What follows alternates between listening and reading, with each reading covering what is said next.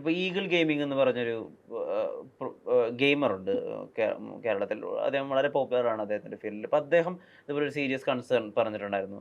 അതിൽ കുറേ ആളുകൾ സംസാരിക്കുന്നുണ്ട് ഇങ്ങനെ സ്ത്രീകളെ പല രീതിയിൽ അവരുമായിട്ട് സെക്ഷൽ ബന്ധം പുലർത്തുന്നതിനെ പറ്റിയിട്ടൊക്കെ. ആ ഗ്രൂപ്പിന്റെ പേര് അമ്മ എന്നാണ്. അപ്പൊ ആ വിധത്തിലുള്ള സംസാരങ്ങൾ അത്രയധികം ഏഹ്, വിചിത്രമായിട്ടുള്ള, അത്രയധികം നമുക്ക് കേട്ടാൽ സഹിക്കാത്ത പൈശാചികമായിട്ടുള്ള രീതിയിൽ സെക്സിനെ അത്രയും വൈകൃതത്തോടുകൂടി സമീപിക്കുന്ന ആളുകൾ ഉള്ള 1000 ആളുകളുള്ള ഒരു ഗ്രൂപ്പ്. ഉം. അതിൽ വേദലക്ഷ്മി ഉണ്ടായിരുന്നോ? ആ ഗ്രൂപ്പിൽ ഞാനില്ലായിരുന്നു. പക്ഷേ ഈ പറഞ്ഞ കണക്ക് കുറച്ച് നേരം സംസാരിച്ചിരിക്കാന്നുള്ളൊരു ആപ്ലിക്കേഷൻ. ആ. ആ ആപ്ലിക്കേഷനിൽ സംസാരം മുന്നോട്ട് കൊണ്ടുപോകാൻ ലൈക്ക് എത്ര ഡ്യൂറേഷൻ പോകുന്നോ അതനുസരിച്ചാണല്ലോ പേയ്മെന്റ് വരുന്നത്. ഉം. ഓപ്പോസിറ്റ് ഇരിക്കുന്ന ആള് പറയുന്ന എല്ലാം കേട്ടോണ്ടിരിക്കാന്നുള്ളൊരു അത്ര ഒരു അവസ്ഥ പൈസയ്ക്ക് വേണ്ടിയിട്ടാണെങ്കിലും ചെയ്യുന്ന ആ ഒരു സ്ത്രീ ഇരുന്ന് കേട്ടോണ്ടിരിക്കുന്നതിന്റെ ഒരു അവസ്ഥയുണ്ടല്ലോ. ഉം. അതുപോലത്തെ വേറൊരു വീഡിയോ കണ്ടിരുന്നു. അതിനകത്ത് അവരുടെ കുട്ടികളെ ഉൾപ്പെടെയാ പറയുന്നത്. ആ കേട്ടോണ്ടിരിക്കുന്ന സ്ത്രീയുടെ കുട്ടികളെ ഉൾപ്പെടെയാണ് പറയുന്നത്. പക്ഷേ ആ ഫോൺ അവർ കട്ട് ചെയ്യുന്നില്ല.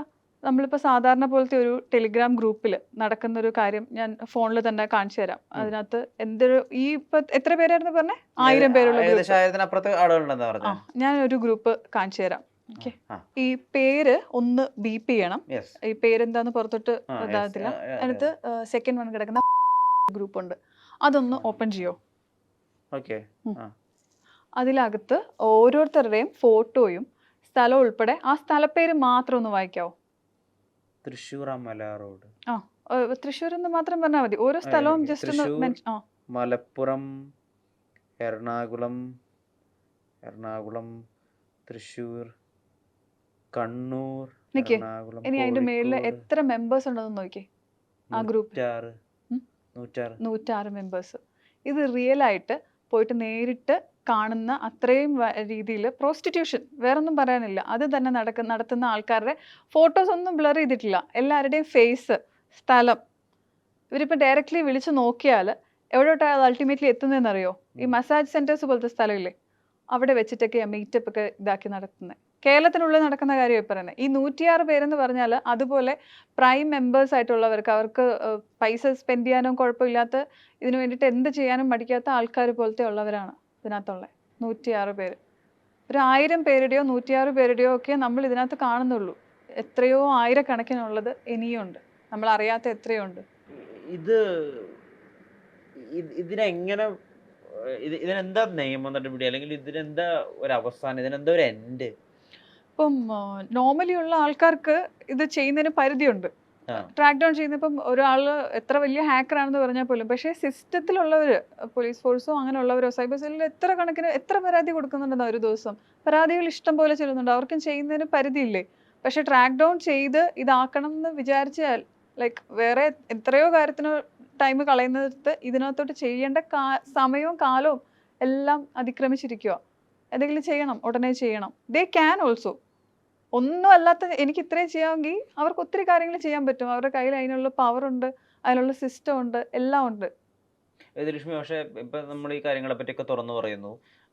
വേദലക്ഷ്മി ഇങ്ങനത്തെ ഒരു കാര്യത്തിൽ ഇൻവോൾവ് ആണെന്ന് മനസ്സിലാവുന്നു. ഇനിയപ്പോൾ കാര്യങ്ങൾ കുറച്ചുകൂടി ദുഷ്കരമാവുകയല്ലേ ചെയ്യുക? ഇനി ഈ ഇൻവെസ്റ്റിഗേഷൻ്റെ അടുത്ത ലെവലുകളിലൊക്കെ ചെയ്യാൻ വേണ്ടി വേദലക്ഷ്മി കുറച്ചുകൂടി പണിപ്പെടുകയല്ലേ ചെയ്യേണ്ടി വരിക? കാരണം അതെ, ഇത് ഈസി പുറത്തറിഞ്ഞിരിക്കുന്നു. ഇങ്ങനെ ഒരാൾ ഇതിന് വേണ്ടി അല്ലെങ്കിൽ എഡ്യൂക്കേറ്റ് ചെയ്യാനോ അല്ലെങ്കിൽ ഇതിനെ ഇറാഡിക്കേറ്റ് ചെയ്യാനൊക്കെ വേണ്ടി ശ്രമം നടത്താൻ നോക്കുന്നുണ്ടെന്ന് ഇപ്പോൾ എതിരെ കുറച്ച് ആളുകൾ, അവരാരാണെന്ന് പോലും നമുക്കറിയില്ല.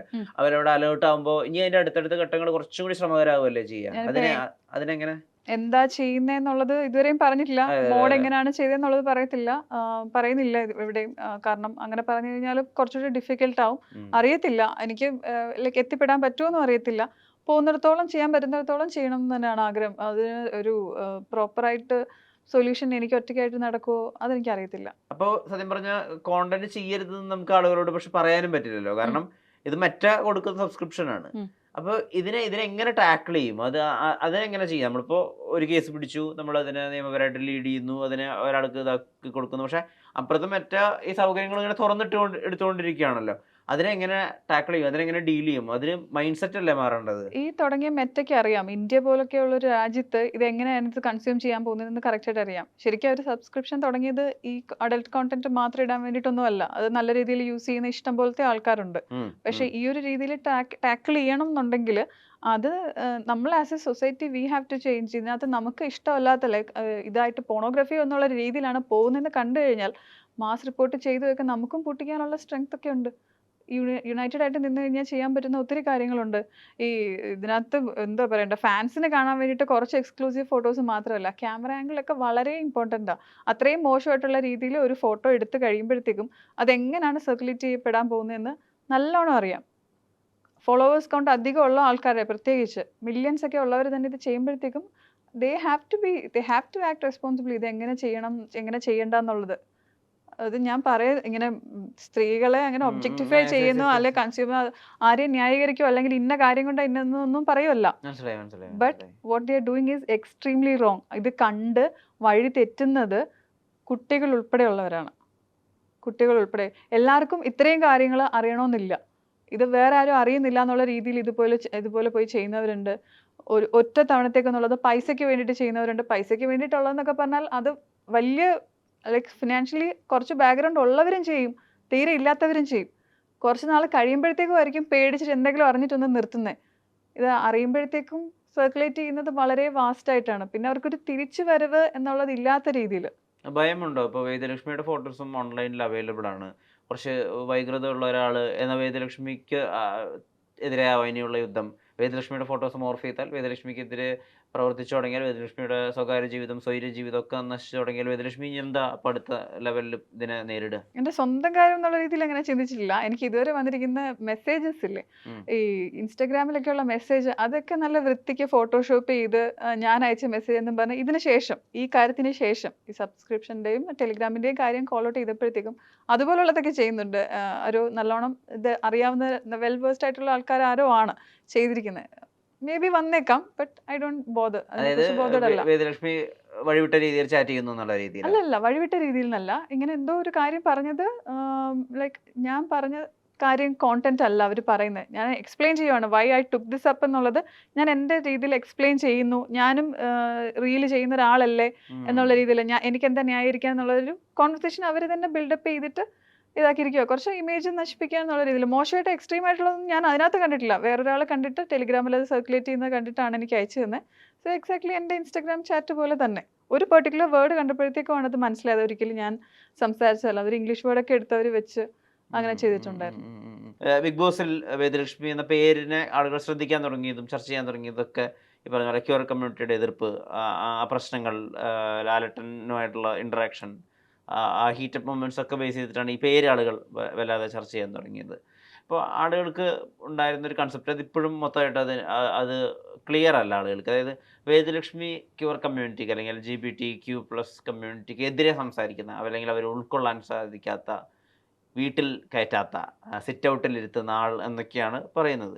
എനിക്ക് വേദലക്ഷ്മി അതിന് രഞ്ജുമാർക്ക് എക്സ്പ്ലനേഷൻ കൊടുത്ത രീതിയിൽ വളരെ ഇൻ്റലിജൻ്റായി പ്ലേസ് ചെയ്തൊരു വാക്ക് വളരെ ഇഷ്ടപ്പെട്ടു. ഒരു സെൻറ്റൻസ് ആണത് ആക്ച്വലി. അതായത് ഞാൻ ഒരു കമ്മ്യൂണിറ്റിയെ അംഗീകരിച്ചാൽ ഞാൻ ഒരുപാട് കമ്മ്യൂണിറ്റികളെയും കൂടി അംഗീകരിക്കേണ്ടതുണ്ട്. കാരണം ഈ സ്പെക്ട്രം വളരെ വളരെ വലുതാണ്. ആൻഡ് അത് വളരെ വാലിഡ് ആയിട്ടുള്ളൊരു പോയിൻ്റാണ്. കാരണം എന്താണെന്ന് വെച്ച് കഴിഞ്ഞാൽ, ഇപ്പോൾ അതിനകത്ത് ഇപ്പം സ്വയം ക്യാറ്റായിട്ട് ഐഡൻറ്റിഫൈ ചെയ്യുന്ന ആളുകളുണ്ട്, സ്വയം വൂൾഫായിട്ട് ഐഡൻറ്റിഫൈ ചെയ്യുന്ന ആളുകളുണ്ട് LGBTQ കമ്മ്യൂണിറ്റിയിൽ. അപ്പോൾ ചിലപ്പോൾ ഒരാൾക്ക് സ്വയം ക്യാറ്റായി ഐഡൻറ്റിഫൈ ചെയ്യപ്പെടുന്ന ഒരാളോട് കമ്മ്യൂണിക്കേറ്റ് ചെയ്യുക ചിലപ്പോൾ എളുപ്പമായിരിക്കില്ല. അപ്പോൾ ചിലപ്പോൾ അയാൾക്ക് ആ ഒരു കമ്മ്യൂണിറ്റിയോട് ഒരു എതിർപ്പുണ്ടാവാം. ആ ഒരു കമ്മ്യൂണിറ്റിയോട് എതിർപ്പുണ്ടാകുമ്പോൾ നാച്ചുറലി ഈ കമ്മ്യൂണിറ്റിക്ക് മൊത്തമായിട്ടുള്ള എതിർപ്പായിട്ടാണല്ലോ അതിനെ വ്യാഖ്യാനിക്കപ്പെടുക. അപ്പോൾ അവിടെ വേദലക്ഷ്മി പറയുന്ന കാര്യങ്ങൾ വളരെ വളരെ വാലിഡ് ആയിരുന്നു. പക്ഷെ എനിക്ക് ചോദിക്കാനുള്ളത്, ഈ എതിർപ്പിൻ്റെ പിന്നിൽ സ്പെസിഫിക് ആയിട്ട് LGBTQ+ ഇതിലെ ആരോടെങ്കിലും ഉള്ള സ്പെസിഫിക് ആയ എതിർപ്പായിരുന്നോ, അതോ വളർന്നു വന്ന സാഹചര്യം, അല്ലെങ്കിൽ ഏതെങ്കിലും ഒരു പെർട്ടിക്കുലർ ജീവിതാനുഭവം, ഇതെന്തെങ്കിലും ഇതിനെ ഇൻഡ്യൂസ് ചെയ്തിട്ടുണ്ടോ? ഒന്നാമത്തെ കാര്യം, എൻ്റെ അഭിപ്രായം ഞാൻ പറഞ്ഞു പറഞ്ഞിട്ട് ഹോമോഫോബിക് ആണെന്ന് പറഞ്ഞിട്ട് ഒരു ലേബൽ എനിക്ക് തരാൻ വേണ്ടിയിട്ട് ഉള്ളൊരു വ്യഗ്രത കണ്ടിട്ടുണ്ടായിരുന്നു. അല്ലെങ്കിൽ തന്നെ കമ്മ്യൂണിറ്റിയെ ഇതാക്കിയിട്ടില്ലെങ്കിൽ സപ്പോർട്ട് ചെയ്തിട്ടില്ലെങ്കിൽ ഓട്ടോമാറ്റിക്കലി ക്യാൻസൽ ഔട്ട് ചെയ്യാന്നൊരു കൾച്ചറും കൂടെ ഉണ്ട്. അതൊരിക്കലും സമ്മതിച്ചു കൊടുക്കാൻ പറ്റുന്നതല്ല. പ്രോഗ്രസീവ് അല്ല എന്നുള്ളൊരു പ്രോഗ്രസീവ് അല്ലെന്ന് മാത്രമല്ല, നമ്മൾ അങ്ങനെ ഹ്യൂമൻസ് ആയിട്ടുള്ള കൺസിഡറേഷൻ ഇല്ലാത്തവരാണ്, കംപ്ലീറ്റ്ലി മാനുഷികമായിട്ടുള്ള ഹ്യൂമാനിറ്റിക്ക് എതിരാണ്. അങ്ങനത്തെ യാതൊരു രീതിയിലും അല്ല ഞാൻ സംസാരിക്കുന്നത്. ഇങ്ങനത്തെ ഒരു ഷോയിൽ വന്നിട്ട് ചെയ്യുമ്പോഴത്തേക്കും leave those 2 people who were there in the show. അവരെ അങ്ങ് മാറ്റി നിർത്തിയാൽ പോലും ഇത് കമ്മ്യൂണിറ്റിയിലുള്ള എത്രയോ ആൾക്കാർ ഷോയ്ക്ക് ശേഷമാണെങ്കിലും രഞ്ജുമാൻ്റെ ഇഷ്യൂ നടക്കുമ്പോഴത്തേക്കും ഹേദി സാദി അങ്ങനെയുള്ള ആൾക്കാർ പോലും ഈ സബ് കാറ്റഗറീസ് വരുന്ന എല്ലാവരെയും കമ്മ്യൂണിറ്റിക്ക് ഉള്ളിൽ തന്നെ ഉള്ളവർക്ക് അംഗീകരിച്ച് കൊടുക്കാൻ പറ്റത്തില്ല എന്നുള്ളത് ഡയറക്റ്റ്ലി പറയുന്നുണ്ട്. അതായത് എൻ്റെ ആശയമായിട്ട് അലൈൻ ചെയ്ത് പോകുന്നവർ മുഖത്ത് നോക്കി തന്നെ അവർ ഉള്ള കാര്യമായിട്ട് തന്നെ പറയുന്നുണ്ട്. മേ ബി അവർക്ക് ഉള്ളിൽ നിന്നുകൊണ്ട് അങ്ങനെ അത് പറയാനായിട്ട് ബുദ്ധിമുട്ടുണ്ടായിരിക്കാം.